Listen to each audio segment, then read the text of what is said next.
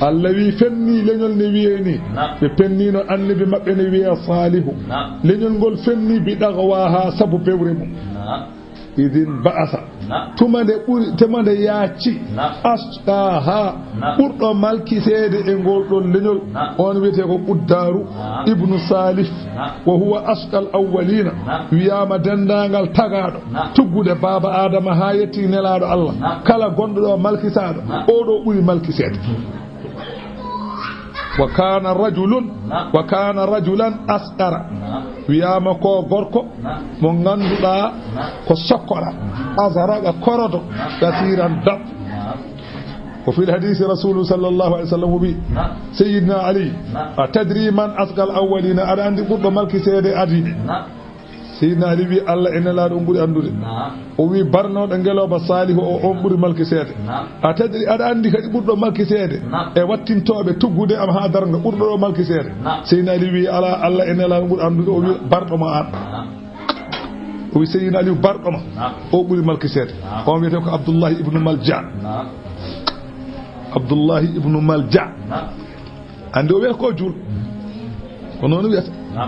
ko juldo wiata kono noon o wana julɗo ko juulannoɗo tan o wari sayyidina ali ko kuufa iraq saha fajiri en julna salatu o fi sayyidina ali laƴƴi sayyidina ali yani sayyidina ali wi goppumo so selli itta fittanu makko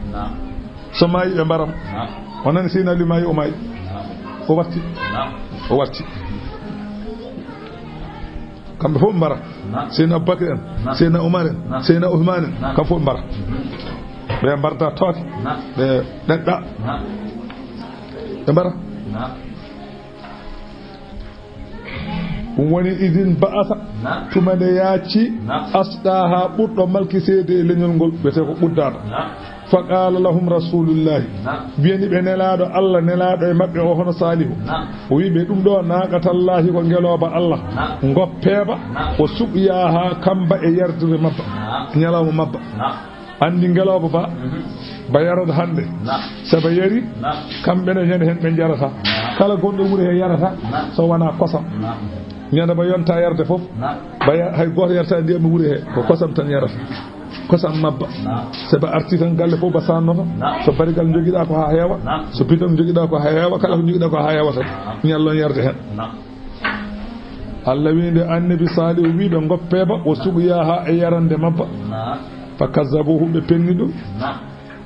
fa agaruha ɓe mboriba ɓe mbari ngeloba ba beele ɓe jogo ndiyam ɗam tan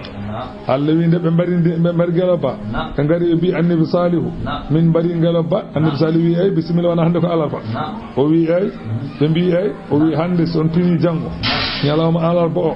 son pini ñalawma anani alarba o jeese mon coyɗat ñalawma alkamisa o jeese mon gojja ñalawma aljuma o jeese mon ɓawla ñalawma aseda o kalkoɗon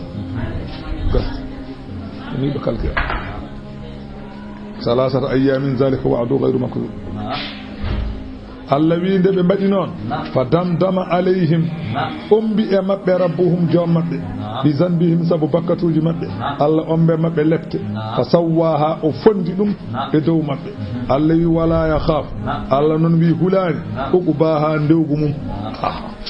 Allah wi hulani ndewgu mum holko mbaɗirɗani Allah hay goto hulani en Allah wi mi halkiɓe te biyowo ko mbaɗirɗani ala surtout foyo wi noon min halkiɓe wala yakhafu uqbaha e jangguin mabɓe fala yakhafu uqbaha e jangguin meɗen bindol boɗewol bindagol sabune ko ɗo ñoƴƴata sa ñoƴƴi e gayni hankkadi a naati ko joni fo keeɓa jeeɓa no belɗoɗa jeeɓa ɗo belɗoɗa tawa alga hay caɗele gote